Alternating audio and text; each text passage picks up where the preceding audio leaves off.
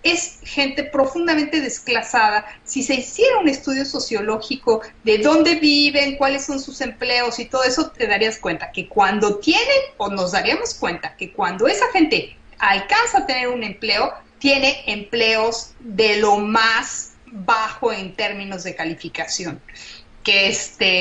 Y eso los hace tener una especie de rabia social, de resentimiento en contra de todos aquellos que consideran que les quitaron las posibilidades, sin ver que muchas veces esa gente tiene problemas de alcohol, de obviamente falta de educación, de drogadicción, etcétera, etcétera. O sea, hay un problema social gravísimo en Estados Unidos porque una parte de la sociedad norteamericana fue dejada en la cuneta del camino.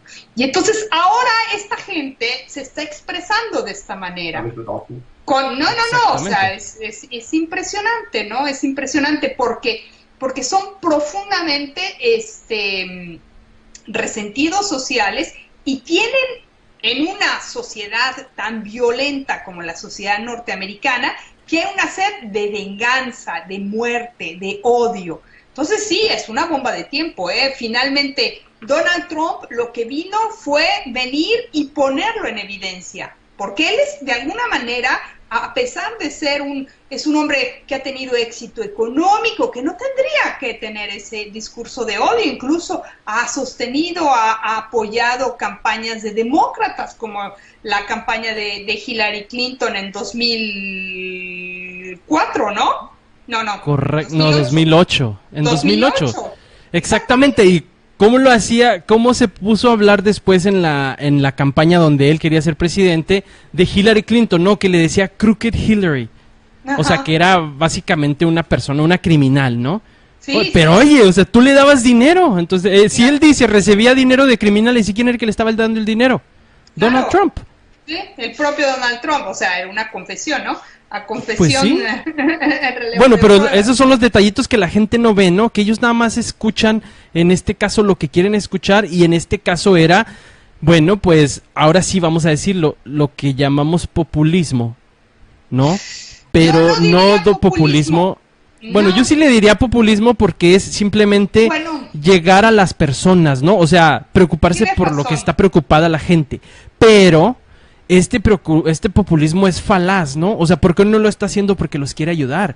Él lo está haciendo simplemente porque quería llegar, ¿no? Entonces es cuando el populismo se convierte en demagogia. ¿Por qué? Porque él está diciendo que va a resolver los problemas y no ha resuelto nada, o sea, no ha resuelto ningún problema, no puede en la Casa Blanca, lo hemos visto. ¿Por qué? Porque ahorita, lo primero que dijo, llegando yo me voy a deshacer de el Obamacare, para empezar, ¿no?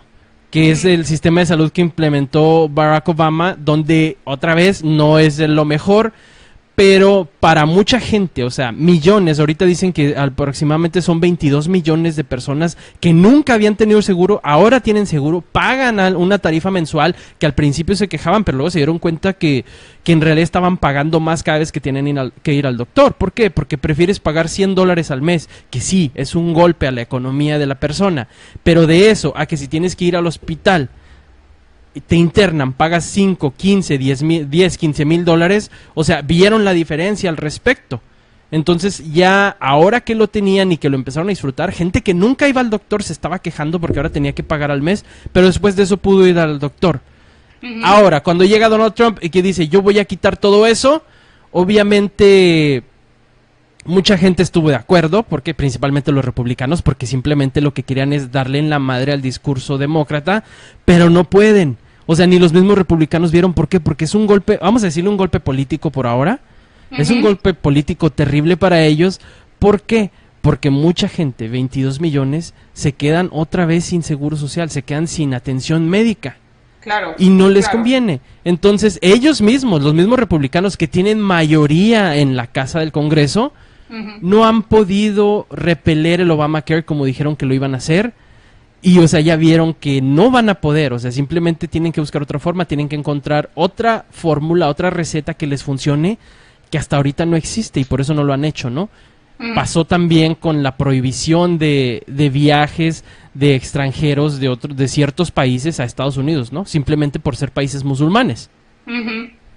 Bueno, ¿Correcto? en el caso de las políticas de Obama, de Trump, lo que también ha sucedido, Víctor, por lo que entiendo, es que el próximo año hay elecciones intermedias y los propios republicanos no han apoyado estas medidas de Trump de querer ¿No? quitar así de la noche a la mañana el Obamacare, y han dicho no, porque tenemos elecciones en los próximos meses. ¿Y cómo vamos a poder hacer campaña? Es decir, se dieron cuenta que eran medidas muy antipopulares y que no, eso les iba a traer como consecuencia que perdieran las elecciones intermedias que son el próximo año. Entonces son los propios republicanos quienes se oponen y impiden que tenga mayoría en el Congreso para aprobar la reforma o la reformulación de las políticas sanitarias implementadas por Obama, ¿no? Entonces, correcto. también ahí está el asunto de que el tipo pensó que iba a llegar como si fuera su programa. ¿Cómo se llamaba su programa, Víctor? El aprendiz. El aprendiz, que iba a llegar y así iba a decir, tú haces esto, tú haces lo otro, y si no lo haces estás expulsado. Y no es cierto, así no es la realidad, ¿no? Se tuvo que enfrentar a la realidad de que tienes que negociar con unos, con otros, que todos están viendo para su santo, y que el asunto no es tronando los dedos y todo el mundo obedeciendo. O sea, también te das cuenta que Trump es un tipo con una mentalidad infantil, que no entiende la subtilidad de la vida política, de los balances, las negociaciones, no entiende absolutamente nada. Y lo hemos visto, ¿no? ¿Qué está sucediendo en su gobierno? En el que él supuestamente tiene el control. Bueno, pues ¿qué está sucediendo? Qué bueno que lo mencionas, ¿no? Porque está sucediendo algo, bueno, diría, para él es terrible, ¿no? Para mí es gracioso porque lo sabíamos. Uh-huh. Esa es de las pocas cosas en las que no nos hemos equivocado respecto a Donald Trump. ¿Por qué? Porque dijimos, no va a ganar, no va a ser candidato. Bueno, ya es candidato, no va a ganar. Bueno, ya ganó, no la va a hacer. Y ahí ya no nos equivocamos. No la está haciendo, no puede. No puede. Yo recuerdo cuando ya ganó Donald Trump, uno de los primeros tweets que lancé fue TikTok, hagan sus apuestas y vamos a ver cuánto tiempo aguanta Donald Trump en la Casa Blanca. Van 8 meses, pero han sido unos 8 meses. No sé si recuerdas que hasta pasamos aquí una portada, a ver si la encuentro, una portada de la revista Time de Nueva York, donde decía, aquí no pasa nada, ¿no? Porque, o sea, empezando Donald Trump ya estaba teniendo problemas y se ve así como que está la Casa Blanca en medio de un huracán y o sea, él simplemente no decía que no pasaba nada, ¿no? Y eso se lo han pasado diciendo todo el tiempo, no pasa nada, aquí estamos todos bien. Y bueno, pues que realmente no está pasando nada. O sea, vamos a ver, aquí vemos el video ese que les digo, donde está la Casa Blanca bajo una tormenta y él dice, no pasa nada. Pero ¿qué está pasando? Cada vez que hay un escándalo, y eso lo vemos en todos lados, por ejemplo en México, pero en México son más cínicos todavía que en Estados Unidos, ahí sí hay que decirlo. Sí, es son esto. Los maestros. Claro. ¿Qué es lo que vemos? Esto está pasando acá en esta... Vamos a ver dónde tengo aquí la imagen. Ay, perdón, porque estoy acá batallando también con los controles. Tenemos una situación terrible, ¿no? Donde cada vez suceden escándalos. Un escándalo tras otro, donde pasa algo, donde no pasa nada. Pero sí están pasando muchas cosas. Y en este caso es que cada vez que hay un escándalo en Estados Unidos, o en cualquier gobierno, diría yo, tienes que despedir a la gente, ¿no? Sí. O alguien tiene que ser responsable. Sí, bueno, son los fusibles, Víctor. Exactamente. ¿Y qué pasa? ¿Cuántos fusibles crees que le han tronado a Trump? ¿Cuántos, Víctor? ¿Cuántos le han tronado? De los más importantes, o sea, te voy a decir de los tops, porque de hecho son cientos de personas las que han sido despedidas por Donald Trump, pero de los más importantes lleva 13 fusibles tronados ya en la Casa Blanca. La Casa Blanca se está quedando sin luces. Unos despidos que podríamos celebrar tal vez, y otros despidos que sí sorprenden, ¿no? Como el de James Comey, el director del FBI, al cual él felicitaba por el trabajo que estaba haciendo en la investigación sobre Hillary Clinton, pero cuando se suelta el escándalo sobre Rusia y James Comey con su responsabilidad, digamos, usando su ética, también empieza a investigar a la Casa Blanca respecto a las conexiones con Rusia, lo despide. Y dice, es que lo voy a despedir porque ahí hay un conflicto de interés. Oye, había más conflicto de interés cuando estaba investigando a Hillary Clinton y lo felicitabas. Y total que despide a James Comey, director del FBI. ¿Por qué? Porque investigó a Donald Trump y a su familia y las conexiones con Rusia, que, o sea, hablemos de Rusia, ¿no? Han sido miles las conexiones, no sabemos cuáles fueron las intenciones o no, pero por el simple hecho, o sea, fíjate la doble moral en este caso, ¿no? Que le hubiera pasado eso a Clinton, que le hubiera pasado eso a Obama, que dijeran que Obama tenía conexiones con Rusia, que hubieran dicho, es que el hijo de Obama, que en este caso no tiene un hijo, pero el hijo de Donald Trump lo hizo, el hijo de Obama se reúne con una persona que trabaja para la embajada de Rusia, a través de un correo electrónico, donde el correo electrónico dice, ¿sabes qué? Tenemos noticias sobre tu contrincante y con esto la puedes tumbar. Esto es de un funcionario ruso, una funcionaria rusa, que le manda a Donald Trump Jr., o sea, le dice eso, tenemos que vernos porque te vamos a dar información para que le des en la madre a Hillary Clinton. Eso dice el email y ese, o sea, fue comprobado. ¿Qué hubiera pasado si hubiera hablado de que Hillary Clinton tenía lo mismo? Olvídate. ¿Qué hubiera pasado si Bernie Sanders tuviera esa información? ¿Qué hubiera pasado si Barack Obama tuviera esa información? ¿Qué pasó con el escándalo de un amante que tenía Bill Clinton? Lo quisieron tumbar. Le hicieron un juicio político. Total, se descubrió que sí, al parecer, o sea, no lo negó, sí tuvo lo que tuvo. Ese fue el pues problema. primero lo negó. Sí, primero lo negó. Y luego ya después, o sea, tuvo que aceptarlo, ¿no? Sí. Bueno, pues en este caso ellos también lo negaron. Negaron la conexión, negaron las citas, después sale el email donde está la información. ¿Y sabes qué dijeron? Bueno, sí, y sí fuimos a la cita. Sí nos presentamos, pero no tenían nada, entonces no hay nada que perseguir. Era mentira que tenían información sobre Hillary Clinton. Pero fueron. Pues claro. Claro que hay un delito porque estaban dispuestos a utilizar los servicios de un país extranjero para dañar la imagen de la otra candidata. Exactamente, pero, o sea, eso es traición a la patria si tú me preguntas a mí, ¿no? Y no siendo nacionalista, o sea, eso está en la Constitución. Claro. Y ellos dicen que no hubo nada. Pero bueno, ese es uno de los escándalos, ¿no? Es el escándalo más fuerte y que hasta ahorita, o sea, él lo ha estado tratando de contener como ha podido. ¿Y cómo puede hacerlo? Bueno, pues él es el presidente, él tiene todas las órdenes ejecutivas que quiera. ¿Y qué está haciendo? Pues él está despidiendo a la gente, ¿no? ¿Quién fue el último personaje que despidió? Pues ahorita lo van a ver aquí. Es aquel hombre que está ahí de negro, a mero atrás con una hojita de papel blanca. Se llama Steve Bannon. Que era el ideólogo de Donald Trump. Exactamente, él era un consejero de Donald Trump, uno de sus principales consejeros, que todos decían, qué miedo, ¿no? O sea, como Steve Bannon, que viene de las petroleras y que se conoce también por sus nexos con el Ku Klux Klan, que se sabe que es un racista de primera, que se sabe que, o sea, es una persona terrible, va a ser consejero de Donald Trump. Pues fue consejero de Donald Trump y es la última persona a la que ha despedido. ¿Por qué? Obviamente por lo que pasó en Charlottesville. Entonces la cabeza de Steve Bannon tuvo que rodar porque pues era uno de los señalados en cuanto al Ku Klux Klan, ¿no? Pero, o sea, no es todo muy bonito porque ¿sabes qué dijo Steve Bannon cuando sale? No. Dice, la presidencia de Trump ya se acabó. No ¿Eso tiene dijo? nada. Sí, la presidencia de Trump ya se acabó. No tiene nada y no va a poder construir el muro. O sea, le pegó donde más le duele. Así. Esto fue lo que dijo Steve Bannon. Pero no es el único. O sea, como les digo, hay una serie de personajes que han sido básicamente eliminados, ¿no? De la carrera. Y aquí vamos a ver una lista, ¿no? Estamos aquí en una página donde se empieza a mencionar a todas las personas. Aquí hay un director de cine que se llama Jon Favreau, que es norteamericano, y tiene una lista de los personajes que contrató Donald Trump, que todos eran críticos, y ahí sale, ¿no?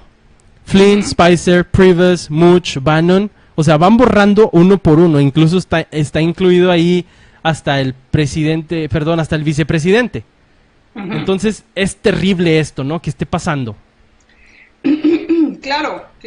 Se está viniendo abajo el gobierno de Donald Trump. En realidad, todo el mundo está viendo que está desnudo.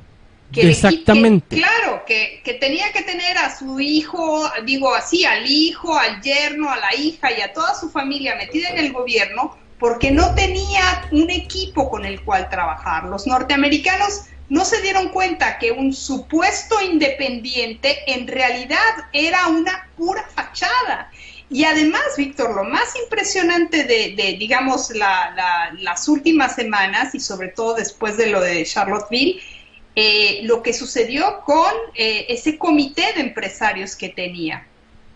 Exactamente. O sea, bueno, pues ahí está el comité de empresarios. Los apoyos. Son los que están desaparecidos. Claro, los apoyos. Son los que están desaparecidos. Aquí está la filita, mira. Todos ellos, los que están marcados ahí con un circulito blanco, ya no están en la Casa Blanca. Ya o renunciaron, bueno, o los... Es que habían dos comités de empresarios como consejeros de la Casa Blanca. Y en las últimas semanas habían empezado a renunciar, ¿no? Antes de que sucediera lo de Charlottesville. Habían empezado a renunciar, ¿no? Veían que la cosa está así como medio peliaguda. Y la última que sucedió fue justamente lo de Charlottesville, las declaraciones ambiguas de Donald Trump. Y entonces el jefe, el director general del laboratorio Merck, que es nada menos y nada más que un señor de color, pues dijo, yo renuncio. Entonces renunció al comité famoso de empresarios, de grandes empresarios, y entonces detrás de él anunció otro que iba a renunciar, y antes de que se anunciara, Trump anunció que se disolvían los comités de empresarios, consejeros empresarios, ¿no? En realidad está lo que... Qué oportuno, ¿no? Exactamente, sí, porque supo que iba a renunciar el señor de Merck y el otro que venía detrás, y entonces anuló esos dos comités de consejeros empresarios para adelantarse, pero en realidad todo el mundo se ve ahora que el rey está completamente desnudo, que no tiene equipos para trabajar, que está completamente solo y que corre el país a un desastre absoluto. Así es. Tenemos, por ejemplo, a la procuradora de Estados Unidos, Sally Yates, que renunció el 30 de enero. Imagínate. Ella renuncia. ¿Por qué? Porque no sé si recuerdan al principio que Donald Trump llegó así muy cumplidor y dijo, vamos a emitir un ban en contra de todas aquellas personas de origen musulmanes que vengan de ciertos países como Yemen, bueno, que es de los que me acuerdo, Irak, Irán, obviamente Arabia Saudita no lo tocó. No, por supuesto. Pero otros países que tenían que ver con eso. Ella renuncia porque dice, eso es ilegal, eso no es constitucional, yo no voy a permitir que se haga eso, y le ordena a sus abogados, o sea, los que trabajan para ella, que no defiendan esta iniciativa de Donald Trump, este decreto, y obviamente pues se va. De ahí sigue, también fue un escándalo por Rusia, que es el secretario, bueno, digamos que era el consejero de Seguridad Nacional, su nombre es Michael Flynn. Él se va el 13 de febrero. ¿Por qué? Porque él es uno de los que organizaron las juntas con los rusos, con los funcionarios rusos. Y supuestamente cuando se hizo, o sea, primero Mike Pence dice, oye, que te reuniste con funcionarios rusos. Dice, no. Y hablaron de algo que tuviera que ver con seguridad nacional, hablaron de algunos planes, de estrategias. No, para nada. Yo nomás hice, o sea, lo que me dijo Michael Flynn. Y supuestamente Michael Flynn le había mentido a Mike Pence y le había dicho, no le había informado que estas personas eran funcionarios rusos. Esa fue la excusa y por eso se tuvo que ir. O sea, que él tuvo que tomar el golpe. Así, si lo comparamos con México, pues ahí tenemos, por ejemplo, ¿se acuerdan de Alfredo Castillo, no? Que tuvo que, bueno, que sigue recibiendo golpes, pero lo que luego en México la diferencia es que siguen siendo premiados, ¿no? Porque los quitan de sus cargos, como el virrey de Michoacán, y lo ponen a otro cargo escondido, allá en la Comisión del Deporte. Claro. O tenemos a Arely Gómez, que la quitan también de ser la procuradora, pero ahora de todos modos está en la función pública, creo, no sé dónde está metida por ahí también todavía. O sea, Claro. siguen trabajando para el comité, aquí ya no, aquí ya no trabajan. Aquí está el director del FBI que les mencionaba ahorita, James Comey, que es curioso que Donald Trump lo alababa porque estaba investigando el escándalo de los emails de Hillary Clinton, Sí. pero cuando él dice, siguiendo con mi trabajo, oye, ¿sabes qué? Tengo que investigar lo de Rusia, dice, no, eso me parece una cacería de brujas, así que no, tú no vas a investigar nada. Le dijo, claro que lo voy a investigar, es mi trabajo. Tengo que investigarlo, Claro. o sea, no puedo seleccionar qué investigar y qué no investigar. Y le dice, ¿sabes qué? Mejor te vas. Ujú. En mayo lo corre a él, ¿verdad? Y se va. Tenemos a alguien más. Este es muy interesante. Es el director de comunicaciones Mike Dubke, que también se va. ¿Ok? Él renunció. Él no lo corrió. A él no lo corrieron, perdón. Él sí renunció. Él decía ahí que había algunas diferencias y después, o sea, primero dijo, es que estamos teniendo unas diferencias Con y luego ya Bannon, después, Ujú. bueno, ahí va. Ajá. Después dijo, no, ¿saben qué? No, tengo cosas personales, me tengo que ocupar de mi familia, así que me voy. Eso fue lo que dijo, pero simplemente lo que pasó es que él no quiso ceder, ¿verdad? Tenemos otro que es el secretario de prensa, Sean Spicer. Sean Spicer es interesante, o sea, porque también se burlaban mucho de él, ¿no? Por las imitaciones que le hacían, pero era de que, no sé si recuerden, en cada una de las conferencias de prensa que hacía sobre lo que había hecho Donald Trump, o sea, parecía una burla, ¿no? Lo que decía. Ujú. Se estaba burlando cada vez de la prensa, cada vez que hablaban de algo de Trump, él simplemente decía, ay, es una estupidez, vámonos. Entonces, resulta que iban a contratar a otra persona para el área de comunicaciones que se llama Anthony Scaramucci. Curiosamente, Anthony Scaramucci era una persona que decía apoyar a Obama y después criticaba a Obama. O sea, cuando vio que le convenía, criticaba a Obama. Siempre se había identificado con los demócratas, pero después empezó a como que medio identificarse con Donald Trump, Anthony Scaramucci. Y Sean Spicer dijo, si contratan a Anthony Scaramucci, yo me voy. Pues se fue porque contrataron a Anthony Scaramucci. ¿Ok? Aquí está otro, que este es el jefe, ¿cómo le diríamos en México? Creo que está, digamos que es el de recursos humanos de la Casa Blanca, ¿no? Quien decide a quién se contrata o no. Su nombre es Reince Priebus.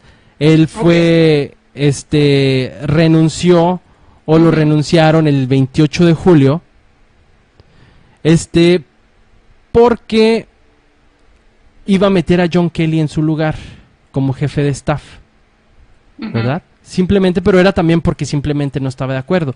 Y resulta que este hombre también estaba en contra, ándale, y este hombre también estaba en contra de Scaramucci. Y aquí tenemos a Anthony Scaramucci, que él, pues era una persona muy conocida porque estudió ley en Harvard. O sea, lo dejó muy claro desde el principio. Él era un estudiante de Harvard y lo repetía una y otra vez. Vamos a escuchar a Anthony Scaramucci hablar que él estudió. Listen, I took trial advocacy at Harvard Law School. A little name dropping there if you don't mind, okay? Since I went to Harvard Law School, I don't know what law school you went to, but I did go to Harvard Law School. I'm a graduate of Tufts University and then the Harvard Law School. I applied to law school. I got accepted to Harvard. I got myself into Harvard Law School. My mother thought it was Hartford Law School, so when I told her I was going to Harvard, she's like, okay, that's great. So I cross over the bridge to Harvard Law School. She's like, okay, we're going to Hartford? I'm like, no, Ma, we're going to Harvard. I said, no, we're going to Harvard, Ma. Yeah. So I had gone on to Harvard Law School, Harvard. You know, I wanted to go to that cocktail party at Harvard Law School. I wanted to go to that cocktail party at the end of Harvard Law School. I needed to go to that cocktail party at Harvard Law School. President Obama's been to that party. He went to Harvard Law School. Harvard Law School. Harvard Law School. Harvard Law School. Harvard Law School. Harvard Law School. Harvard Law School. Harvard Law School. So now I come out of Harvard Law School. I mean, it was 30 years ago, but I did take constitutional law from Larry Tribe at Harvard Law School. I took constitutional law from Larry Tribe, and if Professor Tribe's listening, I know he doesn't like the president, but I did get an A- in your course. I've known the president for, let's see now, it's probably 28 years. We went to law school together. I went to law school with President Obama. I like President Obama. I did go to law school with one of my former law school classmates, President Barack Obama. Go to Anthony Scaramucci, who is familiar to some viewers of our network because he appears on CNBC as a hedge fund manager. And I also went to law school with you with Brian Mathis. It's great to see back you. in the day. You've done very well.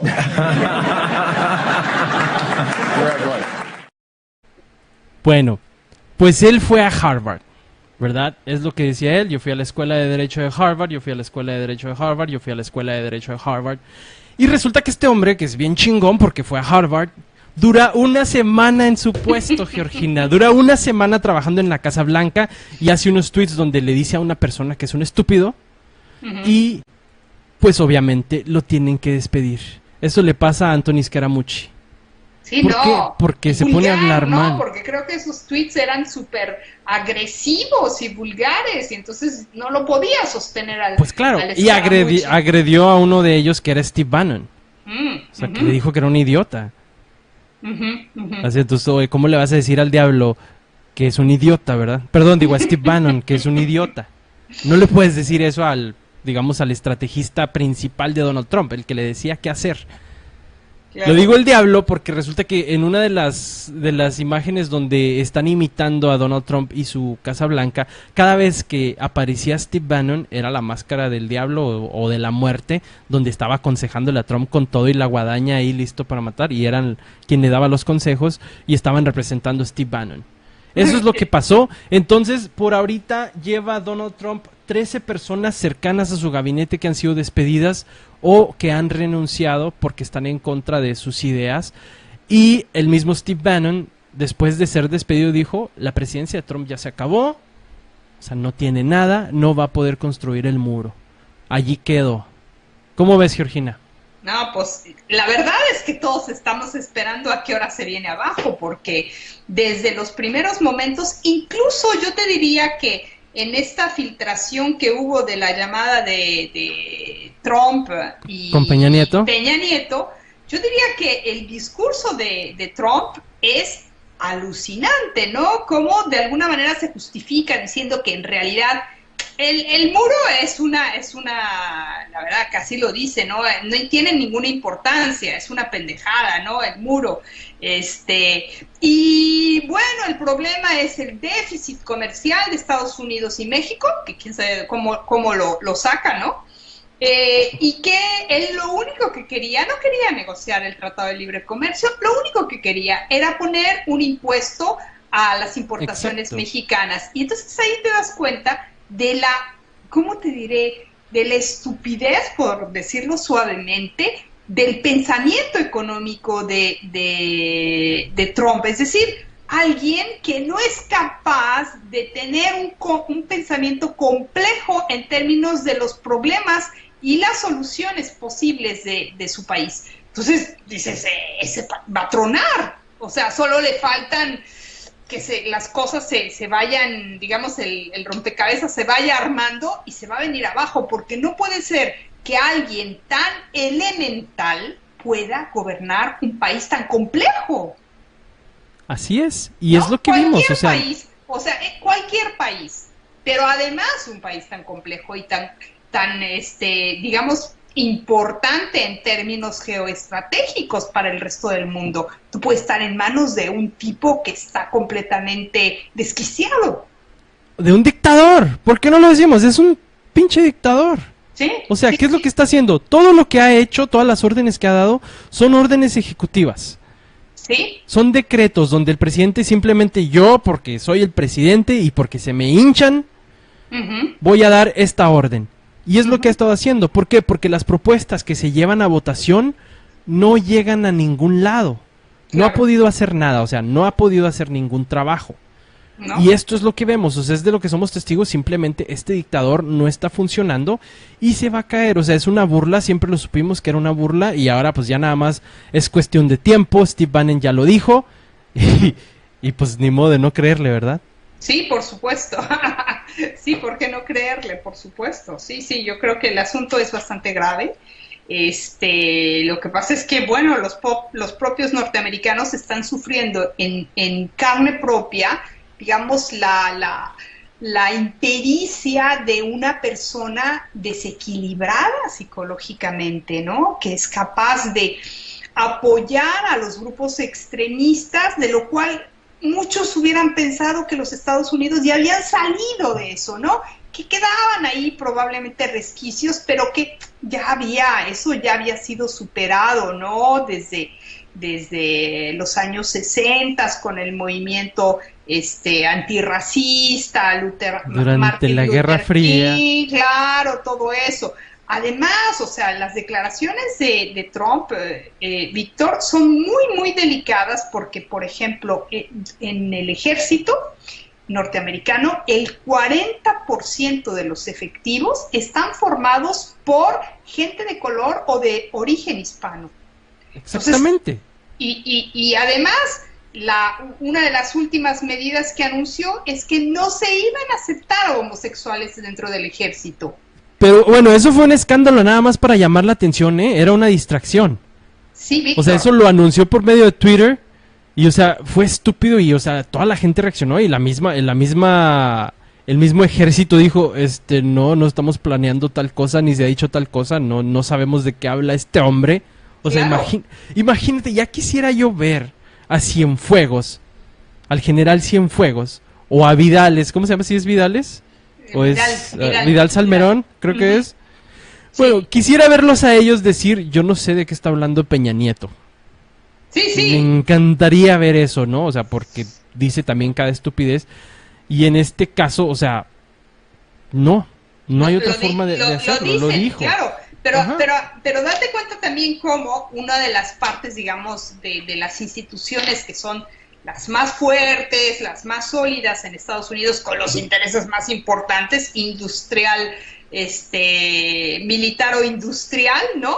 Empiece a retirarle el apoyo al presidente en turno, porque finalmente el ejército es una institución que se somete, digamos, aunque no se somete, yo creo que en Estados Unidos tiene mucho más poder que el ejecutivo, pero digamos, tienen una relación más o menos armoniosa y que le retire esa relación armoniosa al gobierno de Trump, porque ya van siendo como muchas cosas, ¿no? Y además poner en peligro la cohesión del ejército, donde el 40% está formado por gente de color y de origen hispano, es sumamente peligroso.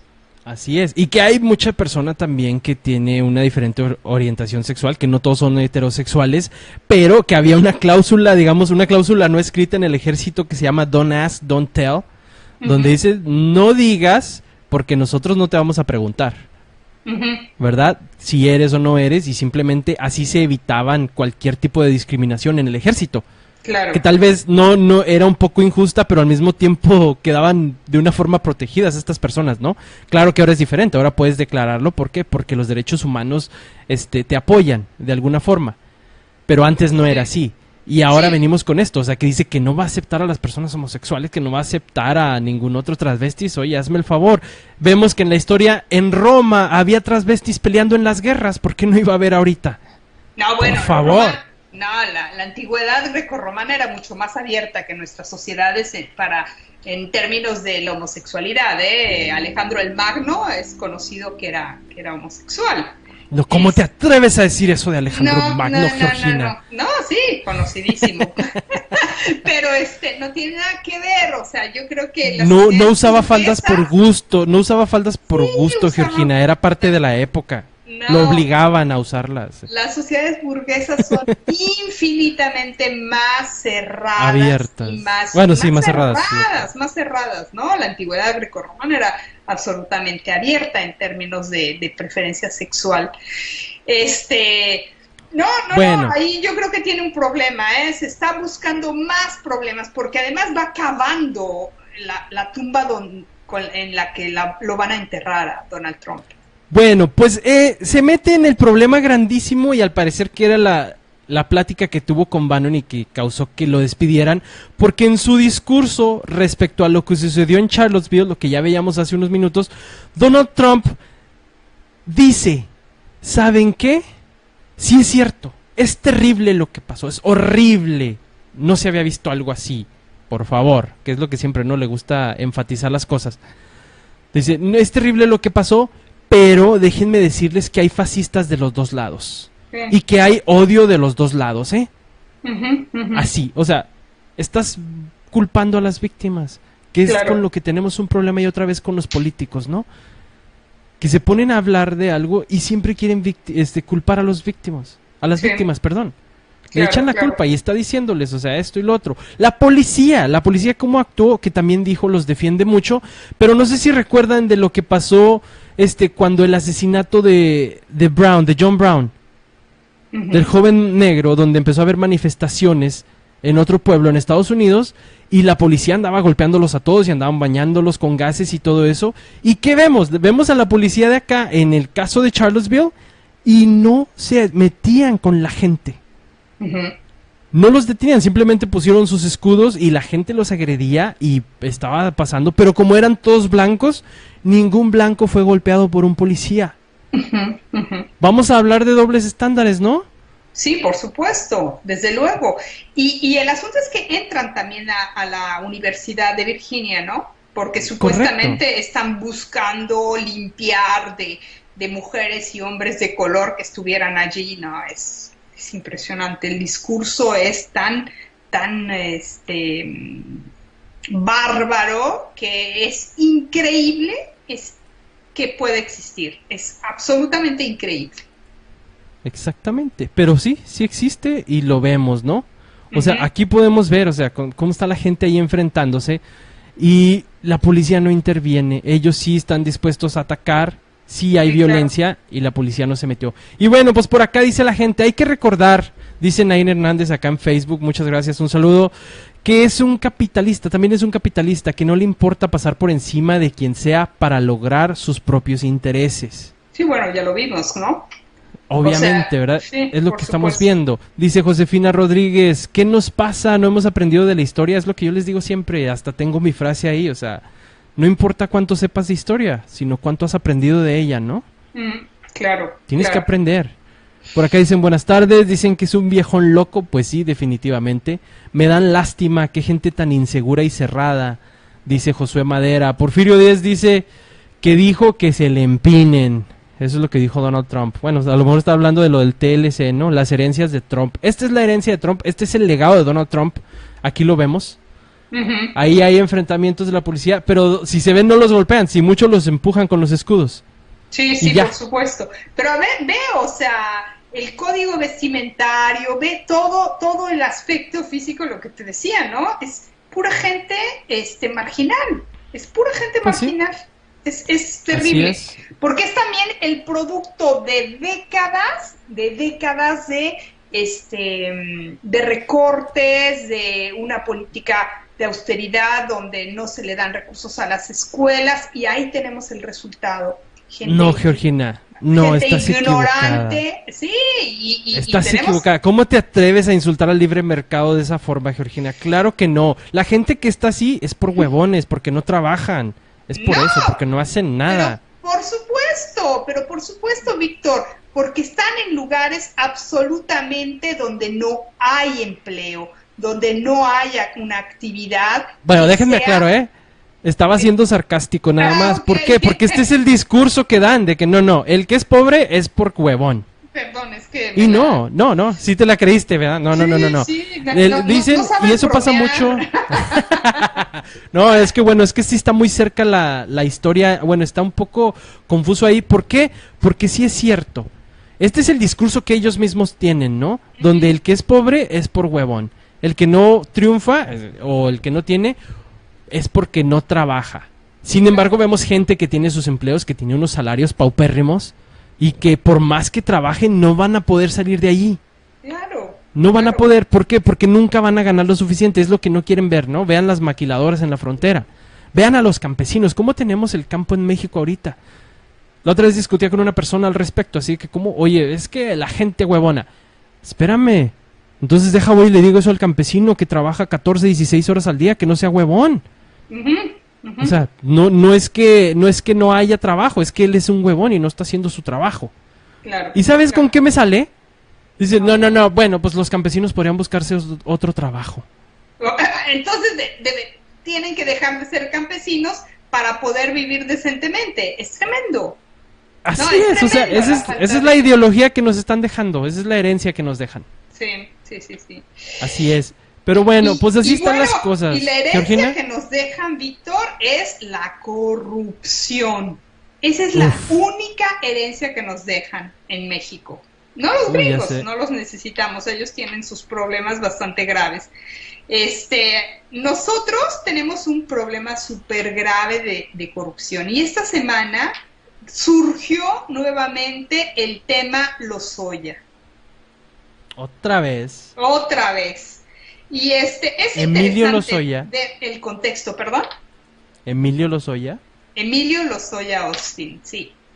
Emilio Lozoya, un señor que fue director de Pemex cuando llegó Salinas, no, perdón, no, fíjate, eso es interesante. Lozoya Austin es hijo de una persona que fue el secretario de Energía en la época de Salinas de Gortari, Ajá. de Lozoya Tielman.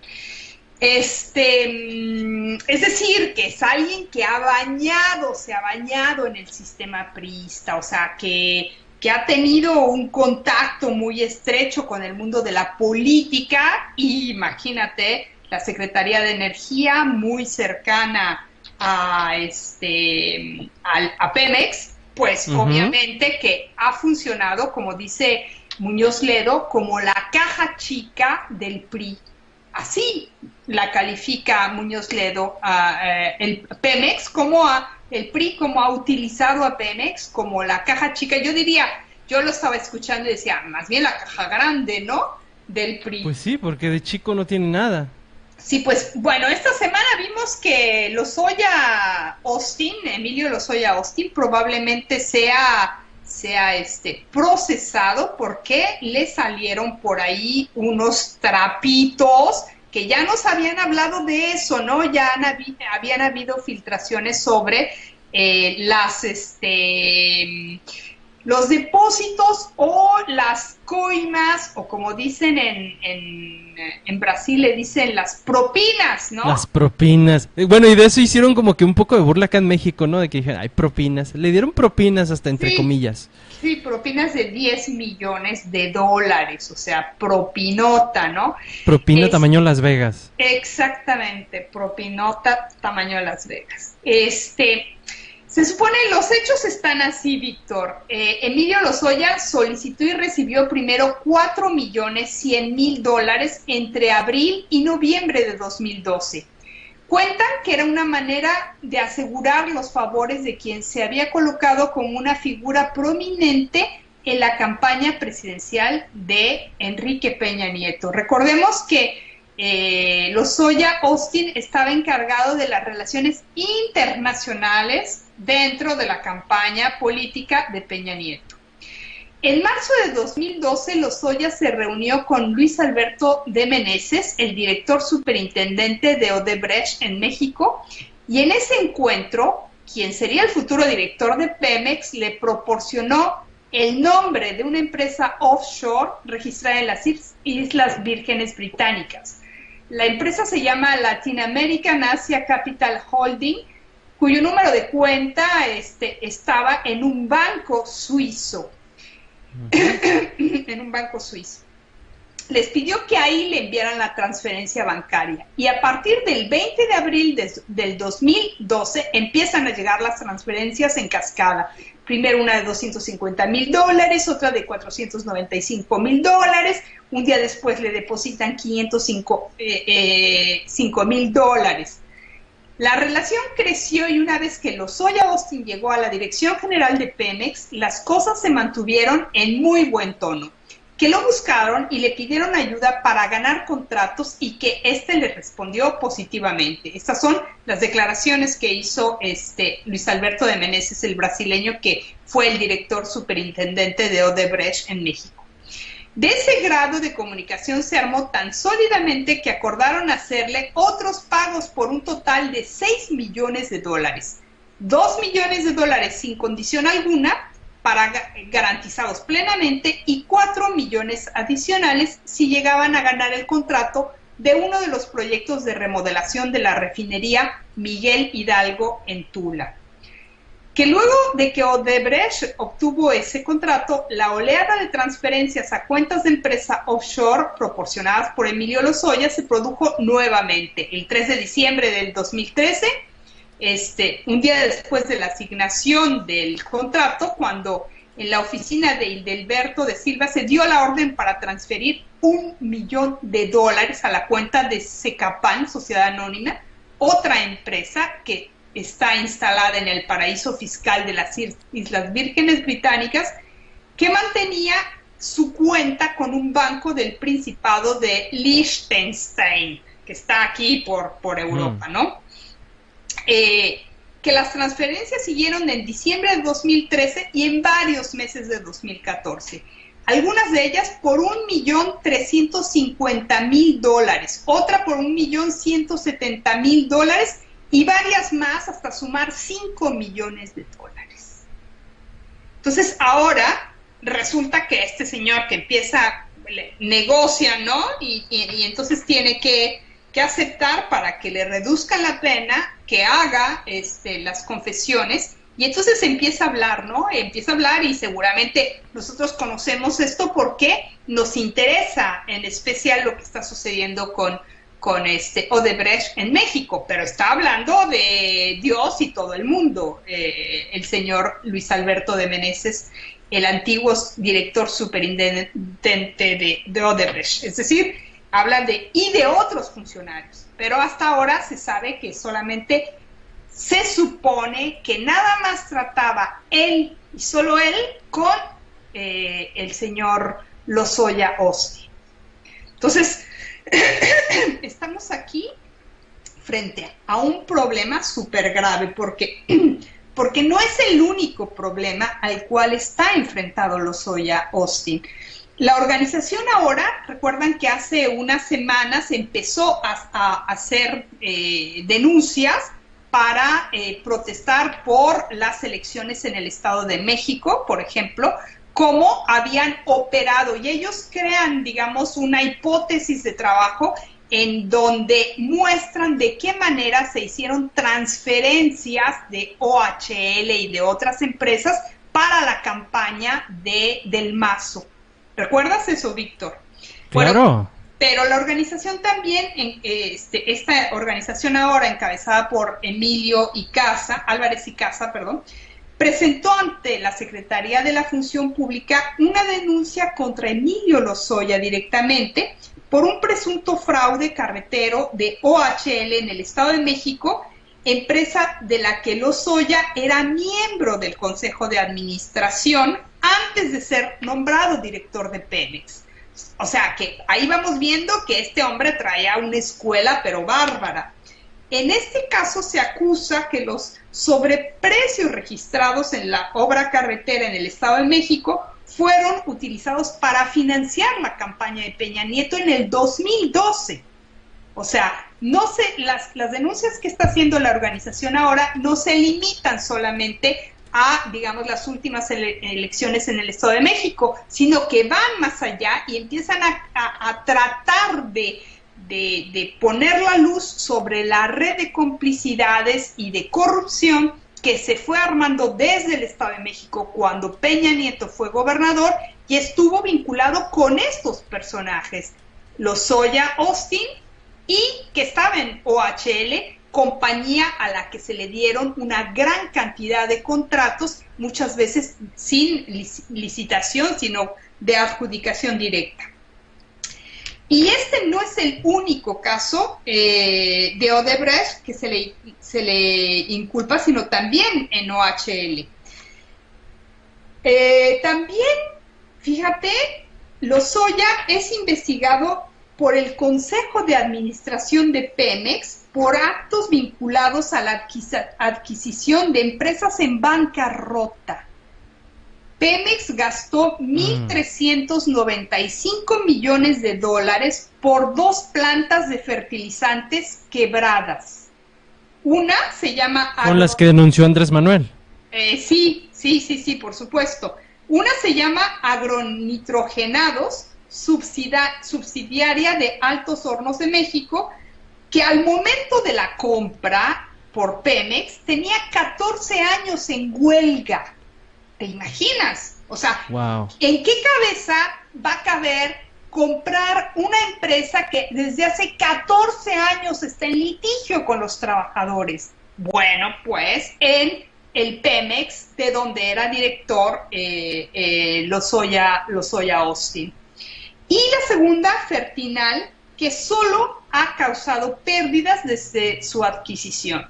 Entonces, ese es un caso. Pero también se le vincula que durante su administración se dio un manejo muy opaco de las filiales privadas de Pemex, aglutinadas bajo el grupo PMI, que es Petróleos Mexicanos Internacionales. ¿Y de qué se trata esto? En realidad es una especie de empresas privadas constituidas con capital público, con capital de Pemex, que fueron constituidas en paraísos fiscales. De esto ya se había hablado hace un tiempo, y habíamos hablado aquí también de ello. Fueron constituidas en paraísos fiscales que han realizado negocios privados con dinero público, como por ejemplo la compra de las gasolinas. Sus beneficios son transferidos a cuentas en el extranjero mediante operaciones de triangulación de recursos operados de manera muy semejante a las utilizadas por el crimen organizado para el lavado de dinero. Es decir, estamos dándole la vuelta completa al ciclo. Este tipo también tiene una especialización en lavado de dinero a través de lo que él, como director de Pemex, seguramente operó y conoció de la manera como se hacían estas operaciones tan opacas dentro de Pemex. Esto no significa que empieza con Lozoya Austin, porque desde 1988 todas las operaciones e importaciones que realiza Pemex son operadas de manera discrecional por los altos funcionarios de Pemex a través de PMI, de Petróleos Mexicanos Internacional, sin que hasta ahora, es decir, por este grupo de empresas privadas que fueron constituidas en paraísos fiscales, sin que hasta ahora existan mecanismos de transparencia y rendición de cuentas que garanticen que esos recursos no sean utilizados para otros fines. Es decir, existe una estructura empresarial al interior de Pemex que opera con una contabilidad paralela y cuya función es velar por intereses privados a pesar de manejar recursos públicos, lo cual en el caso del petróleo es anticonstitucional, porque en el artículo 27 se señala que el petróleo es un elemento estratégico para México y que no se puede manejar de esa manera. Esto lo empezaron a hacer con el pretexto de que se iba a crear esas empresas privadas en paraísos fiscales para evitarle problemas a Pemex en su externalización. En el momento en que empezó a tener mucho más contacto, exportación e importación, entonces para tratar de evitar mayores problemas, pero en realidad fue para poner una cortina de humo en todas las operaciones que hacía Pemex, y las ganancias se transferían a través de esas cuentas offshore, esas empresas offshore y esas cuentas en paraísos fiscales, de tal manera que es imposible fiscalizarlas. Además tenemos otro elemento del señor Lozoya Austin. Lozoya es fundador del fondo de inversiones JF Holding, con sede en Luxemburgo, el cual, según la información de la página WEF, creció de una capitalización de 50 millones de euros a 1.200 millones de euros en 13 meses. No cuando era director de Pemex. Esto es anterior, es incluso anterior a su vida en OHL. Es decir, que es alguien que desde hace muchísimo tiempo ha estado operando, digamos, utilizando fondos de inversiones en paraísos fiscales, porque Luxemburgo es un paraíso fiscal, y que tiene una vasta experiencia en todas estas operaciones de triangulación de fondos de inversión, etcétera, etcétera, que en realidad operan como opera la mafia para lavar dinero. Estamos realmente frente a los operadores de lavado de dinero de la corrupción con recursos públicos en México. Bueno, y en este caso lo que vemos que también es muy importante es la otra parte, ¿no? Vemos la parte de la corrupción por parte de los administradores de Pemex, en este caso. Pero la protección del gobierno, la protección de Enrique Peña Nieto y la protección de la PGR, ¿no? Que desde el principio, desde hace ya casi un año, cuando empieza a hacerse, bueno, creo que ya pasó el año, ¿no? De que empieza el escándalo de Odebrecht con lo del Lavajato. Se habló de la conexión de Felipe Calderón también al respecto.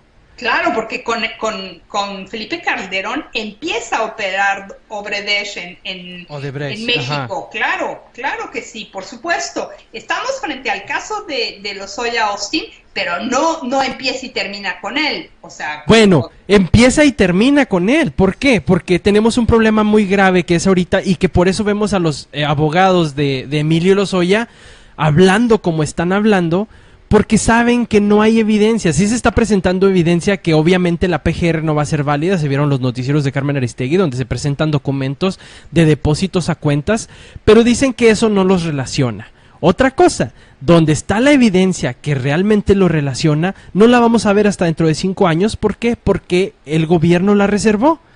Toda la información que tenga que ver con el caso Odebrecht, que implique a Peña Nieto, que implique a Calderón y que implica obviamente a Emilio Lozoya, no está disponible. Por eso mismo la PGR, cuando le preguntan si va a investigar a Emilio Lozoya, ellos dicen, pues es que no hay información, no tenemos datos que nos puedan dar una pista verdadera. Sí, sabemos que una persona declaró, pero sin la evidencia no podemos perseguir el caso. Se puede investigar, pero ellos saben que no hay datos porque ellos los tienen guardados, los tienen escondidos y no van a ser liberados hasta dentro de 5 años.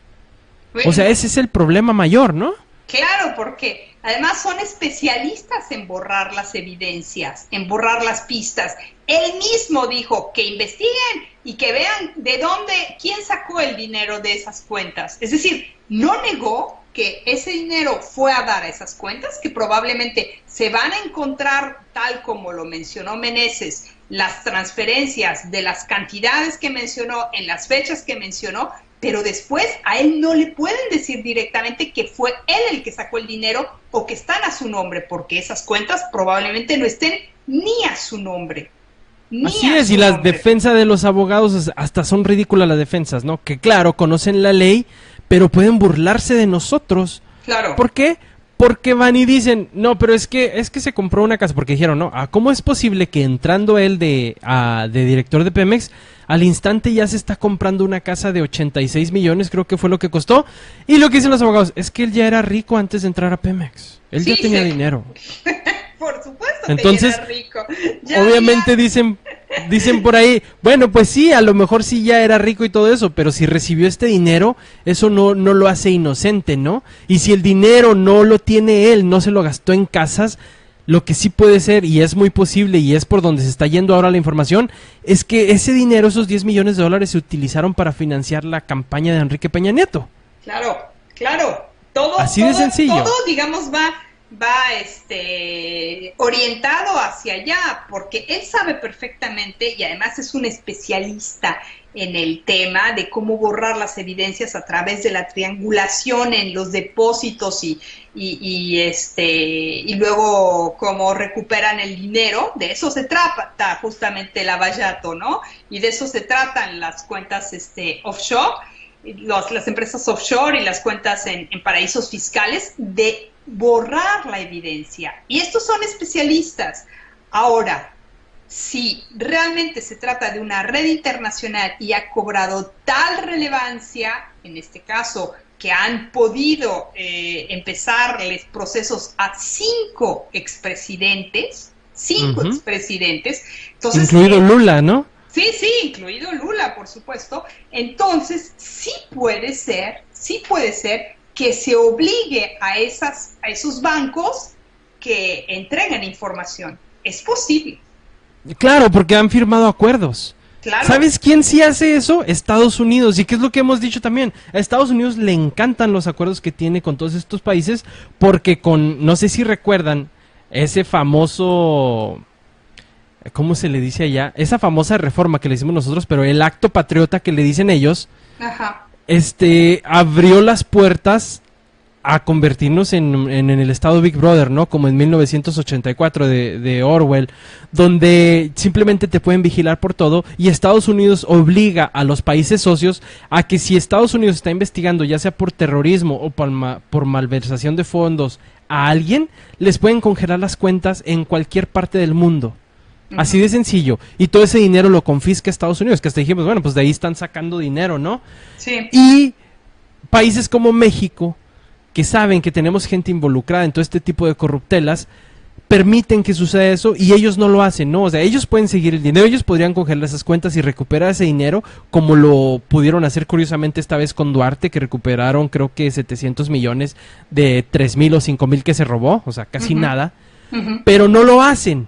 En este caso no lo hacen, no están investigando, ellos dicen no hay información que nos diga que realmente sucedió, simplemente es algo que está diciendo alguien pero no lo puede comprobar. Claro. Y allí quieren que quede la situación, ¿no? O sea, y si no decimos nada, allí va a quedar. Claro, por supuesto. Ahí está el problema. Entonces, si tenemos que seguir insistiendo en que se investigue esto, que se le quite la reserva de 5 años que tiene la información sobre los contratos de Odebrecht, porque en el 2014 ya se estaba investigando todo esto, ¿no? Ahí lo estamos viendo ahorita. Sí, por supuesto, por supuesto. Y yo creo que sí existen mecanismos legales para recuperar esa información. Lo que no existe es la voluntad.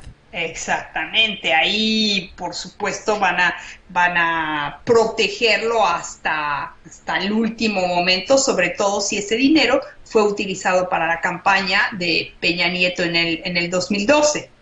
Vamos a ver ahora dónde va a terminar trabajando Peña Nieto cuando salga de la presidencia, ¿no? Porque, o sea, lo vimos con Zedillo, lo vimos con Fox, lo vimos con Calderón. Que salen de trabajar, Zedillo se fue a trabajar a los ferrocarriles, Calderón se va a trabajar con Iberdrola, ¿fue? Sí, con Iberdrola, la filial en Estados Unidos, Iberdrola, sí. Exactamente, que son petroleras. Claro, y bueno, entonces, Peña Nieto seguramente se va a ir como propietario de alguna petrolera enorme que va a aparecer así de la noche a la mañana, ¿no? O quién sabe, a lo mejor se quede propietario de la empresa que le construyó la Casa Blanca. Exactamente, porque en realidad yo pienso que el caso de el que la construyó la Casa Blanca, IGA, yo creo que es un prestanombres de Peña Nieto. Obviamente, Nieto, o sea, de su tío. No me sorprendería que en el futuro aparezca Enrique Peña Nieto como uno de los consejeros del grupo IGA, ¿no? Por supuesto. Pero además hay que ver de quién es el abogado de Lozoya Austin. O sea, es sorprendente que ¿cómo se llama? Javier Cuello Trejo es el abogado defensor. ¿No es tu familiar, Georgina?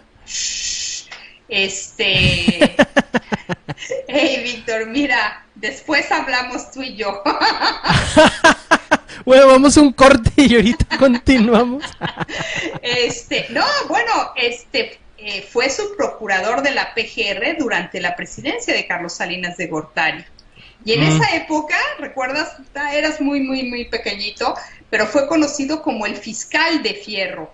Fiscal de hierro. El fiscal de hierro. Incluso, bueno, porque parece ser que la tortura no solamente era sistemática, sino que era el método utilizado para hacer confesar a los delincuentes, ¿no? Y además fue señalado por tener relaciones cercanas con algunos líderes del cártel del Golfo y con el Chapo Guzmán.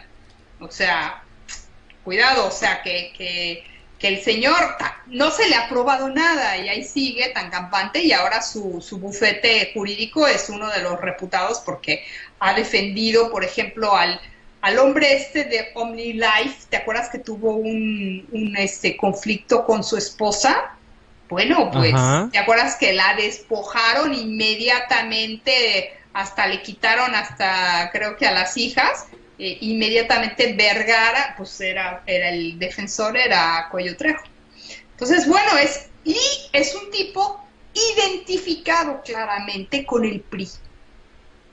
Pues Con claro. el PRI y sus redes de poder y todo eso. Y claramente cuando tú ves que elige a este hombre y a este grupo de abogados como su defensor, pues te dice mucho, ¿no? De que estamos frente a un pez muy gordo. Como le decían, Definitivamente. Como le decían, Así es. Cuello Trejo le decían el gordo cuello. El gordo cuello. Así es. Entonces, Así bueno, es. ¿cómo ¿Sí? ves? ¿Cómo ves, Víctor? No, pues es terrible, ¿no? Que se siga dando todo esto acá en México y no pasa nada. O sea, nada más hay una supuesta investigación, pero ya dijeron, no podemos llamar. Primero que nada, Morena, el partido Morena, ya también había intentado declarar a Emilio Lozoya. Después, justo después de que salió, o sea, cuando él renuncia, Morena al instante pone una demanda allí y resulta que el Congreso se espera un año para traer esta demanda, para procesarla. ¿Y qué pasa? Que una vez que la empieza a procesar, lo único que dicen es que, mira, ¿sabes qué? No podemos investigar a un funcionario si ya pasó un año de que haya renunciado, y en este caso ya pasó un año, así que bye. Pero la demanda se había puesto un mes después de que renunció. Uh-huh. O sea, y así de sencillo, así se libran de esta denuncia, que eso fue hace poquito, fue en febrero, y ya, ahí queda en blanco, pero sigue apareciendo información, sigue lo de Odebrecht, acaba de salir información nueva donde se le acusa de esto, y él todavía tiene el cinismo de decir que va a denunciar por daño moral a quien lo acusó. ¿Por qué? O sea, ¿por qué tanta seguridad al respecto? Porque sabe que está protegida la información, o sea, no tiene nada de qué preocuparse. Ya en 5 años vamos a saber así que, sí era cierto.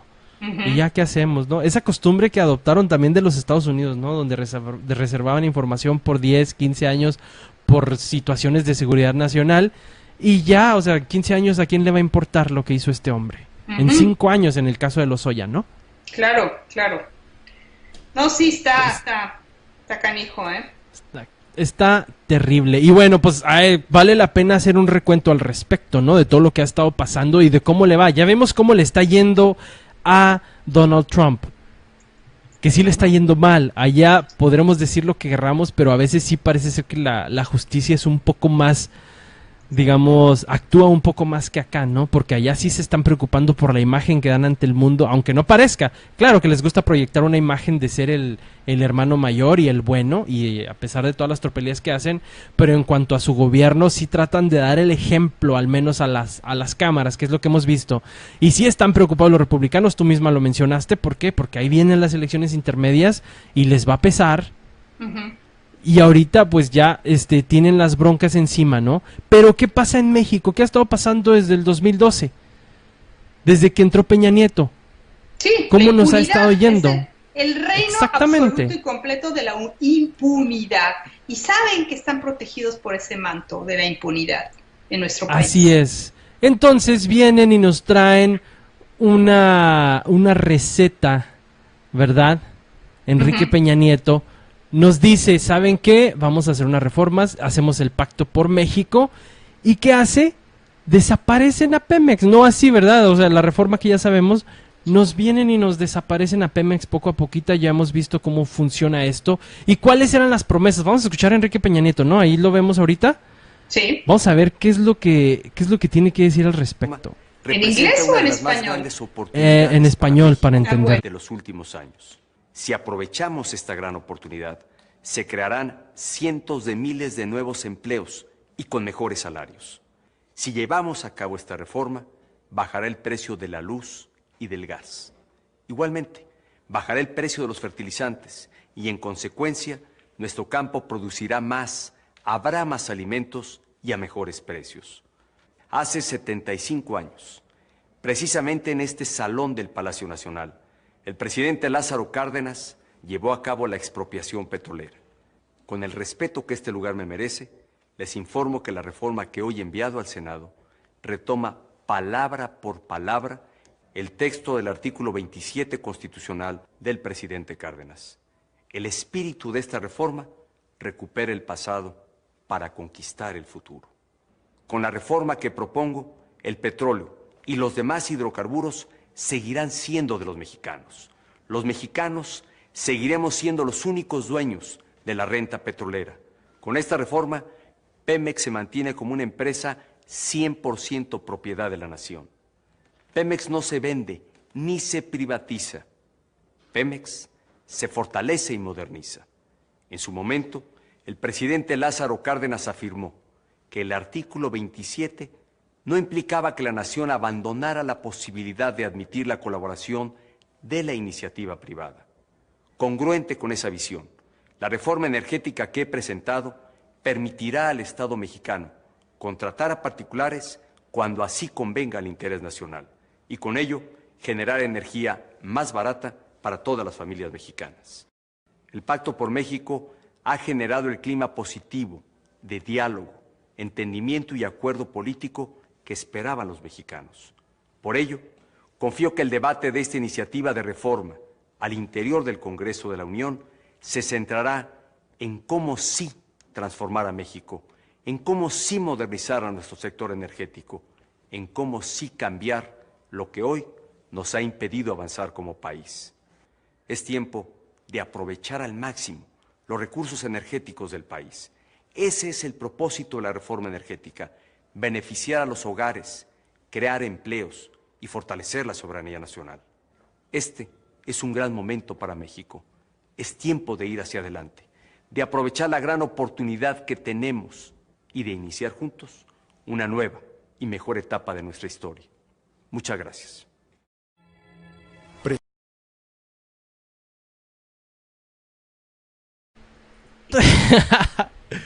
Bueno, pues traté de aguantarme la risa, pero no puedo. O sea, perdón a la gente, pero que no mame. ¿Qué dice? No va a bajar la luz. A ver, de la gente que nos está viendo, que está mandando todas esas caritas de encabronados, los estoy viendo ahorita, estoy viendo acá los mensajes. Díganos, ¿a quién le bajaron la luz? Sí. ¿A quién le bajaron la gasolina? Cientos de miles de empleos. Tendríamos bueno, que ir... ahí sí, vamos a ser honestos. Sí creó más empleos, se anunciaron 2 millones de empleos más que creó Peña Nieto, pero ahorita hablamos de eso. Eso sí fue cierto. Hay dos cosas que fueron ciertas de lo que dijo. Pemex no se privatiza, también fue cierto. Pemex no se vende, también fue cierto. No hizo falta. Pero dijo también que no iba a bajar la gasolina, perdón. No bajó, subió. Estaba a 12, 13 pesos, si mal no recuerdo. Y ahorita de los 16 pesos no baja. A lo mejor en la frontera está un poquito más baja, pero obviamente, ¿por qué? Porque allá sí la gente se puede ir al norte, a Estados Unidos, a comprar gasolina barata. Pero de ahí en más, al resto del país, la pagamos a 16 pesos, 15.90, 15.80. A veces vemos que en un lado ya está, da coraje porque ya uno a veces ni se fija, ¿verdad? Pero te tienes que andar fijando que en la gasolinera de enfrente está 2 centavos más barata, 2 pinches centavos, 2 centavos mexicanos más barata. O sea, nos tenemos que andar fijando en eso porque a este hombre se le ocurrió hacer su reforma, ¿no? Ya escucharon todas las pendejadas que prometió, que fueron mentira. Y aún así vamos a decir que funcionó su reforma energética. Sí funcionó, sí hablamos pragmáticamente de acuerdo con los planes que ellos tenían. Porque sus planes eran esos, que Pemex ya no manejara, que Pemex ya no produjera, que Pemex ya no fuera el que se encargara de la distribución, que Pemex ya no fuera el único que pudiera perforar pozos. ¿Por qué? Porque Pemex no se vendió, Pemex sigue siendo de México, pero Pemex ya no tiene trabajo, Pemex ya no tiene pozos para acabar. ¿Por qué? Porque esos se tienen que subastar, como ahorita lo dijo Georgina, al mejor postor, y el que pague más, que son las empresas transnacionales obviamente. ¿Por qué? Porque Pemex ya no recibe dinero, son los que van a estar manejando. Pemex no se vendió, no, pero Pemex se está acabando. Pemex se va a ir a la bancarrota en un par de años. ¿Te gusta, Georgina, que se vaya Pemex a la bancarrota? Y va a dejar de existir, no va a ser privado, o a lo mejor al último sí va a ser privado porque van a decir, pues ya está quebrada, vamos a venderlo, o sea, ya no nos sirve para nada. Entonces a lo mejor al final se privatiza, ¿verdad? Bueno, pero el resto... En cuanto a los cientos de miles de empleos, a ver, explícanos. Sí. Explicamos. Dijo Peña Nieto que se crearon 2 millones de empleos. Se mete la INEGI, sí es cierto, sí se crearon 2 millones más de empleos. Pero lo que no les dice Peña Nieto, que al mismo tiempo la pobreza ha aumentado. ¿Y cómo te explicas que aumente la pobreza si hay más empleos? Fácil, porque la gente está ganando poco dinero. Los que ya tenían empleo empiezan a ver que no les alcanzan las cosas para nada. ¿Por qué? Pues porque subió el dólar. ¿Por qué subió el dólar? Pues porque Pemex ya no le entrega el 40% de los ingresos que recibía México, que cubrían el presupuesto de egresos de cada año. Ese 40% ya no lo aporta Pemex. ¿Por qué? Porque Pemex ya no refina. Bueno, sí refina como 400,000 barriles al mes, creo, algo así, muy poquito. Refina muy poquita gasolina, entonces tenemos que importarla.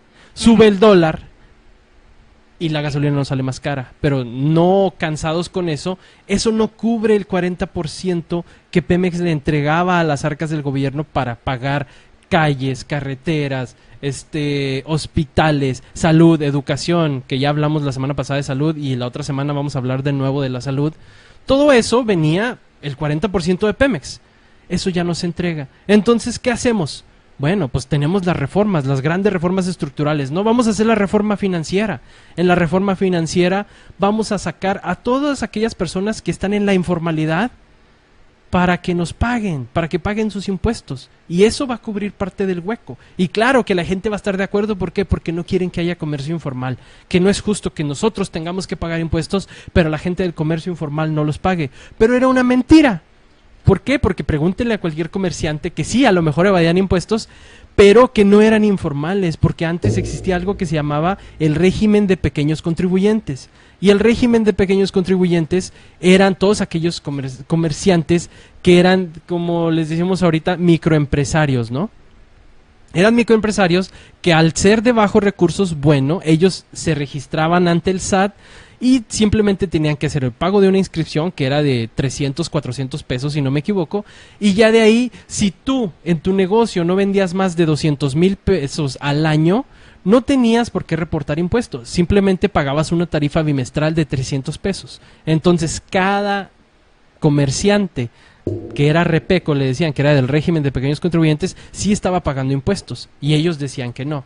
Pero con la reforma, en vez de estar pagando 300 pesos bimestrales, que a lo mejor algunos dirán, es justo que paguen más impuestos los comerciantes, en la reforma se tienen que registrar en Hacienda, y Hacienda entonces sí les va a revisar a ellos, cosa por cosa. Oye, a ver, ¿qué te gastaste aquí? Y que les cuento que muchas facturas de estas personas no entraban dentro de la declaración de impuestos y no se las podían deducir, no se las pueden deducir. El SAT y Hacienda deciden cuáles facturas sí les deducen. Y les cuento, la mayoría de la gasolina no se las deducen. Tienen que tener una cuenta exclusiva de banco para poder deducirle los impuestos. Pero a esta gente no le conviene hacer eso. ¿Por qué? Porque si tú tienes una cuenta de banco, te fiscalizan todo lo que tenga que ver con la cuenta. Entonces, te están checando esta cuenta todo el tiempo y te están revisando cuánto dinero tienes depositado en esa cuenta, cuánto se está usando. Y si tú declaras ventas pero no coinciden con el dinero que tienes en la cuenta, te metes en problemas. O si declaras gastos y gastaste más de lo que tenías en esa cuenta porque tú traías dinero en efectivo, entonces esas facturas tampoco cuentan porque según ellos no tenías dinero suficiente para hacerlo. Entonces se los están chingando feo a los comerciantes, ¿verdad? Que ahora son formales. Se crean estos empleos, son empleos mal pagados. ¿Por qué? Porque también se hizo, gracias a Calderón, desde el 2011, una reforma laboral donde se podría contratar a las personas, primero que nada por outsourcing, que son las empresas que se dedican a contratar, las empresas de contrataciones, para que los empresarios, los dueños de fábricas, los dueños de negocios, ya no tengan que lidiar con el trabajo de recursos humanos. Se hace legal eso y estas empresas te contratan y te dan contratos temporales. En estos contratos temporales, sí te dan seguro social. ¿Por qué? Porque por medio del seguro social es como se cuenta la generación de empleos. Entonces, si una empresa contrata a una persona y la registra en el seguro social, eso va a la cuenta de los nuevos empleos generados. Contrataron 100 personas este mes, eso va para allá. Contrataron 5,000 personas, sí. Pero lo que no les dicen, lo que no nos dijeron, es que la mayoría de estas empresas te dan trabajos temporales, los cuales van desde un día hasta un año. Es lo máximo, no puedes durar trabajando en una empresa de estas más de un año. Si duras, sí puedes durar, pero no te va a generar antigüedad. Entonces cada año tu contrato es renovado. Y eso también es un problema. ¿Por qué? Porque en el momento que te corran, tú no te vas a dar cuenta, tú dices, oye, llevo 15 años trabajando en esta empresa, me tienen que dar mi finiquito, ¿no? De 15 años. No, te van a dar el finiquito de 1 año porque tu contrato se renueva año con año. Eso no lo dice. Entonces, si esta persona entró a trabajar y ya la contó el INEGI como un trabajador, pero esta persona duró 3 meses y perdió su trabajo, se le acabó el contrato, al INEGI no le importa. Claro, ya no está trabajando, pero el INEGI lo sigue contando porque estuvo registrado en el IMSS. Entonces no importa si duraron 1 semana, no importa si duraron 1 mes, 6 meses o 1 año. Todas las personas que fueron contratadas en 2016, aunque ya no estén trabajando, aunque nada más hayan trabajado 1 hora, porque también pasa con los económicamente activos, que es otra forma de contar a la gente, ya lo cuentan como 2 millones de empleos, aunque a lo mejor nada más hayan sido 200,000 los que ahorita sigan activos. Ese es el problema, ¿no? ¿Cómo ves, Georgina? Terrible, porque en realidad sí está anunciando 2 millones de empleos abiertos, pero son empleos de baja calidad, con bajos salarios y prácticamente sin ningún derecho, ¿no? Porque no tienen derecho a crear antigüedad, no tienen derecho a tener un empleo correcto, un salario correcto, no tienen derecho de servicio médico, lo tendrán solamente en el momento que esté el contrato, pero si pierden su empleo, no existe el seguro médico, el seguro de desempleo, porque si tienen 3 meses trabajando, no generó nada. No generó exactamente nada. Pero además, Víctor, esto lo estamos, digamos, en relación a la reforma energética. Se anunció hace unas semanas que Pemex iba a despedir a más de 20,000 personas. Recuerdan, y muchos lo que pensamos fue que se lo tenían bien merecido los petroleros, porque cuando empezaron... Por no haber dicho nada. Exactamente, porque cuando empezó el asunto de la reforma... todos esperábamos que fueran ellos los primeros que se movieran para poder apoyar, y se quedaron callados porque la mayoría de ellos o muchos de ellos obtuvieron sus empleos a través del cacicazgo del sindicato petrolero. Entonces, bueno, y creyeron que iban a ser beneficiados también, porque ellos sí se creyeron la historia. Les está yendo bien y les dicen que les va a ir mejor. Claro que se creen todas estas historias, ¿no? Porque yo tengo por ahí un conocido que una vez tuvimos una discusión y él me decía que Pemex estaba de la fregada y que por eso se tenía que privatizar. Y así como que, ¿qué? ¿De qué me hablas? Es que tú no sabes, mi papá es petrolero y él me dijo que esto y que lo otro. No es justo que el dinero que produce Pemex se le entregue al gobierno, me dice. Pero idiota, ¿o qué? Estaba idiota ese tipo. Pero no, o sea, yo afortunadamente nunca me he encontrado a alguien así, porque yo creo que lo mato a pellizcos. ¿A pellizcos? Pues sí, no tengo otro medio. No, como Peña Nieto no dijo que un gobernador podía matar a pellizcos a un oso o algo así. Bueno. Y a tu compañero, ¿no? De allá de Chiapas. A mi compañero, al otro. Al gobernador de Chiapas. Al gobernador de Chiapas. No, bueno, ahora se dieron cuenta que sí les iban a afectar directamente, no sigamos hablando de los mismos, Víctor. Tú y yo después vamos a hablar. Bueno. Pensaron que a ellos no les iba a afectar. Exactamente. Pensaron que no y ahorita ya no tienen trabajo. También claro. Dijo ahí en las promesas, va a producir más. Perdón, pero cada trimestre que anuncian y se quejan también es de que Pemex ya no está produciendo. ¿Por qué? Porque lo que antes Pemex tenía de trabajo era ir a perforar. Pero si ahora se están haciendo subastas para los pozos y las están comprando otras empresas porque Pemex curiosamente no tiene recursos para entrar a estas subastas, pues ya no tiene trabajo y no está produciendo. Claro. Y de esa manera no solamente 20,000 empleados de Pemex van a ser despedidos, sino que todos. Va a terminar, como tú dices, desapareciendo Pemex.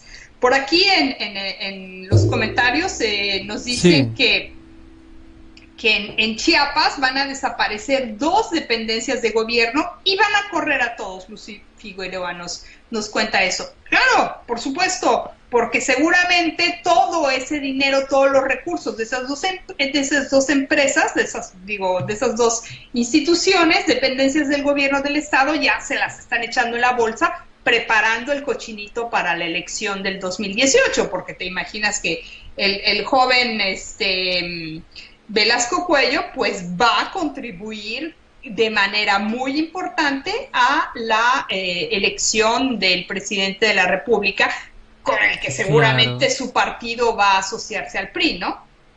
Definitivamente. Claro. Ahí va a estar, el verde ecologista, ¿no? Por acá dice también Marina Cravioto Domínguez, es correcto, el salario no alcanza, pero tampoco lo suben porque por eso estamos obligados a pagar impuestos para que estos zánganos ni siquiera, o sea, que ni siquiera saben cómo administrar el país, y aún más tenemos que pagar a empresas que están en bancarrota, y estos políticos corruptos son unos burros, literalmente tercos por hacer las cosas mal, sinvergüenzas, les dicen por acá. Pues sí es cierto. ¿Por qué? Porque ellos están maravillados de hacer negocios con empresas internacionales. O sea, ve, si tú vas a firmar un papel, por firmar un papel, y vamos a decirlo así en sentido figurado, y me vale madre lo que diga el papel, te van a dar $10 millones, encantado. O sea, pero no se dan cuenta de lo que están haciendo, están entregando todo, y aquí lo vemos, ¿no? O sea, se está entregando todo, pero, o sea, les voy a enseñar otro video que viene de una persona, no recuerdo cómo se llama, bueno, no, esta es una imagen, y esta imagen es lo que firmó Enrique Peña Nieto, con la reforma energética que Peña firmó. Ahora sí, ya no es lo que va a pasar, esto es lo que pasó. Esto es nada más para confirmar. Esto nosotros lo andábamos compartiendo, no sé si recuerdes, Georgina, cuando andábamos juntando firmas para que la gente estuviera en contra de la privatización de Pemex, que claro, no dijeron así, era en contra de la reforma energética, que nosotros sabíamos a qué se referían. No se privatiza Pemex, pero se privatiza todo el trabajo que Pemex hace. Claro, ¿Qué es lo por que supuesto. pasa? Todo se externaliza y finalmente le dejan a Pemex con los brazos cruzados, ¿no? Exactamente. Decía, se acabarán más rápido nuestras reservas. Eso es lo que ya había dicho Peña Nieto. Es que ya se acabó, no es que se van a acabar, es que ya se acabó. La gallina de los huevos de oro ya se acabó. Mentira, esto sí fue mentira, a lo mejor también fue un error nuestro. Sí se acaban más rápido, ¿por qué? Porque las otras empresas van a sacar y sacar y sacar petróleo y se lo van a llevar. No, y ya después nosotros le compraremos gasolina a Texas. Claro, pero además resulta que milagrosamente aparecen nuevas reservas. Bueno, pero eso no se estaba considerando en este momento. Que dicen que descubren, pero no descubrieron porque resulta que ya empezaron a hablar gente de Pemex, ingenieros de Pemex, que dicen, no, esas reservas que dicen que acaban de descubrir en estos meses, ya habían estado ahí, simplemente no se habían trabajado, las teníamos guardadas, por eso son reservas. Ya existían, pero no estaban registradas porque no estaban siendo explotadas. Entonces no las descubrieron, simplemente las sacaron a la luz. Claro, no estaban probadas, y ahora sí, llegó la empresa esa y unos meses después ya las probó, ¿no? Pero sí, por ahí hubo denuncias, ¿no? De incluso Pablo Díaz, donde se le estaban vendiendo documentos, o bueno, donde Pemex está obligado a venderle documentos de exploración a las empresas. Entonces las empresas ni siquiera tienen que explorar, nada más tienen que leer un poquito y encontrar las reservas. Así de sencillo. Dice, nuestro petróleo se volverá productivo para otros. Eso ya pasa, ¿no? Todo el petróleo se está yendo de aquí porque no está siendo procesado en México, no está siendo refinado acá. Sí. Y resulta que tenemos que importar gasolina. Perjudica a las empresas energéticas nacionales. Ahí está el ejemplo de Chiapas. Hay 2 empresas que van a cerrar y van a correr a la gente. ¿Por qué? Porque Pemex ya no les puede dar trabajo. Aumenta la carga fiscal para Pemex. Otra vez. Lo vimos, o sea, Pemex está en quiebra. Aumentará la deuda pública. ¿Por qué? Porque si Pemex no está recibiendo dinero y Pemex no le está entregando el 40% a México del dinero que recibe, que es con lo que nos mantenemos, aunque no nos guste, o sea, ¿de dónde vamos a sacarlo? Bueno, pues pedimos préstamos, por eso sale Peña Nieto muy campante anunciando, que nos acaban de declarar el Banco Internacional como una empresa, como un país, ¿cómo dijo? Cuando dijo que nos iban a dar un crédito de 80 mil millones de dólares. Sí, por supuesto, solvente. Que éramos y absolutamente con una economía sólida. Bueno, exactamente. Si ya nos están somos tan solventes que nos van a prestar 80 mil millones de pesos. Si fuéramos solventes, no necesitáramos esos 80 mil millones de dólares, perdón. Correcto, entonces otra mentira, y fue cierto. ¿Por qué? Porque aumenta la deuda pública. El poco dinero obtenido de nuestro petróleo se gastará en pagar salarios y no inversión para el país, y es exactamente el problema que tiene ahorita Pemex, que lo poco que produce apenas le alcanza para pagar los salarios de las personas. Sobre todo de los altos funcionarios, Víctor, que tienen unos salarios que se unos sirven carrazos. con la cuchara, claro, se sirven con la cuchara grande y todos los... solamente lo que le dan al secretario del sindicato de Pemex. Ajá, a Deschamps. Sí. A Romero Deschamps, ahí lo vemos, ¿no? Los hijos que andan en los Ferraris dorados, imagínate. Exactamente. La riqueza producida se va al extranjero, es lo que está pasando, por eso no sube el dinero en Pemex, digo, en México, por eso el dólar sigue a 18, 19 pesos. Ay, bajó a 17.80, córrele, voy a comprar dólares, pero al ratito ya está otra vez a 18 pesos. O sea, cuando estaba a 13, ¿no? Que también estaba mal, pero no estaba tan mal. Claro, ¿verdad? No habrá recursos para evitar que se disparen los índices de pobreza. Otra vez lo acabamos de ver. Sí, tenemos 2 millones de empleos, pero tenemos 60% de pobreza en el país. Y gente que no era considerada en la línea de pobreza, ahora lo es.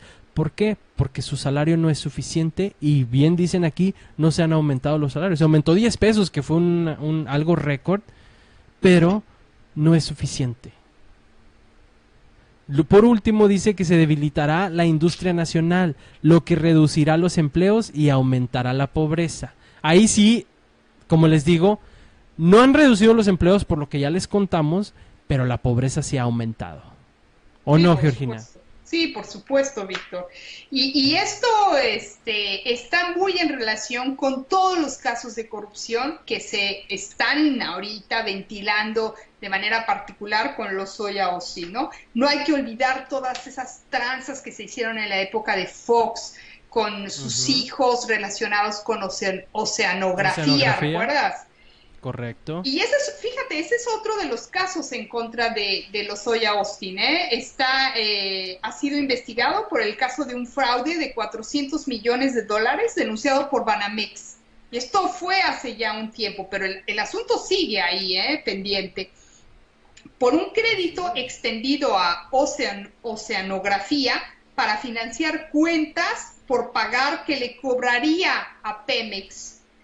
Caso en el cual Lozoya compareció en el Congreso en el 2014. Es decir, que al interior de Pemex hay una cantidad de hoyos y de fugas impresionante, ¿no? Sin hablar ya de los guachicoleros y de toda ese tema que es tremendo.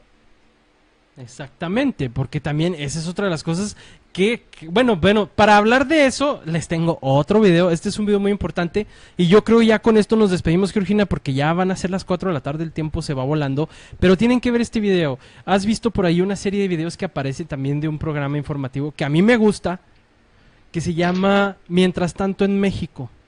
Sí, hacen unos bueno. clips ahí, Sí, hacen unos bueno. clips ahí muy buenos y hablamos de 8 razones que nos indican y demuestran que la reforma energética sí funciona. Okay. Sí funcionó. Vamos a verlo y bueno, pues ya después de eso nos despedimos. Si quieres nos despedimos de una vez, Georgina. Bueno, pues fue un placer, Víctor, y les deseamos muy buen fin de semana a todos los que nos acompañaron esta tarde. Así es, muchas gracias a todos por los comentarios. Ya nos veremos la próxima semana a las 2 de la tarde.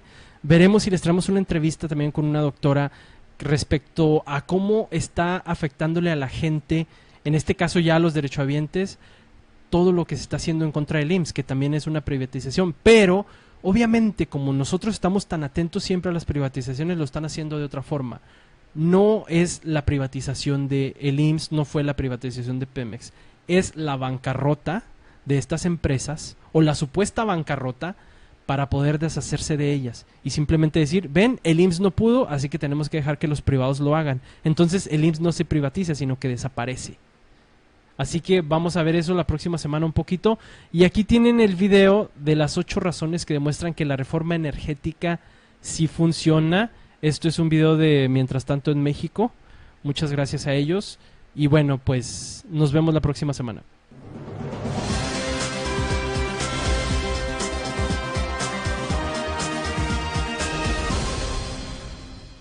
¿Sabías que ya pasaron 3 años desde la aprobación de la reforma energética y los beneficios empiezan a notarse?